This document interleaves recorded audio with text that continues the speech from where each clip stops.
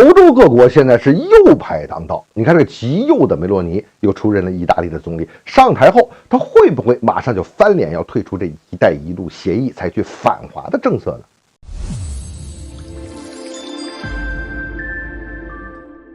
欢迎来到张斌观察，我是张斌。梅洛尼这一上台，她就成了意大利的首位女总理，那更是二战以来第一个极右的总理。她现在这政府就是二战后墨索里尼倒台之后最右的一届政府了。梅洛尼呢有明显的反华色彩，你看他大选前他接受媒体的时候就说中国的渗透无处不在，这话说的也挺有意思的。我们没事渗透你意大利干什么呀？如果他领导的极右翼政党联盟赢得大选的话，意大利将限制中国经济的扩张。这个话都不知道说的哪儿是对哪儿就根本对不上。意大利在2019年时候呢，成为了加入咱们中国“一带一路”倡议的第一个G7国家。这个梅洛尼就扬言了，他要是上台，将不追求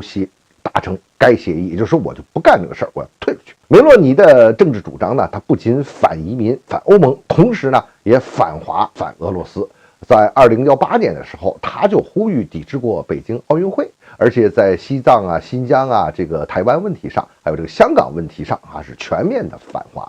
你现在他一下上台了，会不会就落实他竞选时候的这个反华政策，把他的这种意识形态、他的政治理念给快速的贯穿到他的政策之中，甚至很快就退出“一带一路”这个倡议呢？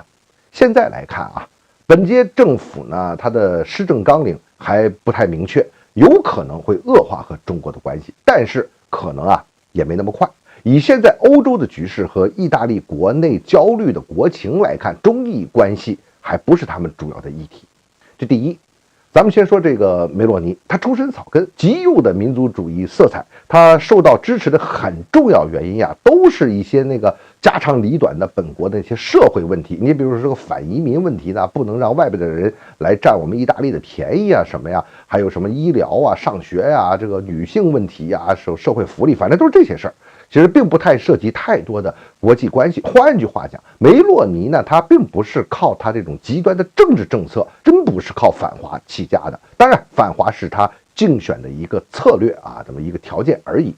第二呢，梅洛尼对中国对国际关系其实并不熟悉，在西方的洗脑之下，这就形成了一个反华的意识形态，这是政治正确竞选时候呢，更是当成了他的一个卖点嘛。但是当政之后会怎么样？这就不好说了。甚至可以说，他想反华，该怎么反华，他可能估计还没摸到这个路数呢。而且，如果他真这么做了，后果会是什么样？那对他来说更是一片茫然。第三呢，梅洛尼他没有执政和外交方面的经验，所以他要依靠这个内阁，尤其是前总理这个贝鲁斯科尼的这个班底。在现在梅洛尼他新组这个内阁之中，9名部长是意大利兄弟党的，联盟党和意大利力量党各有5名部长，还有其他的几位，是吧？这个意大利力量党的领导人呢，就是这个贝鲁斯科尼，他这年纪太大了，这次没有担任职务，但是呢，对他的整个政党以及对意大利的这个内阁还是有挺大的影响力的。目前看来呢，现在的这个政府班底主要精力还是要放在他解决国内的问题，放在解决这个欧洲这个问题上。意大利呢现在在面临巨大的国家债务，而且经济比较低迷这可能是让本届政府最头疼的事情。美国对中国采取了全面的遏制和对抗的政策，他的这种态度其实是对意大利政坛也产生了影响。但是在这个右翼联盟之中，就这个贝鲁斯科尼他领导这个意大利势力党对中国一直采取这个相对比较务实和理性的态度。现在如果说这个意大利取消和中国的合作，会有很大的经济损失，而且在对华关系上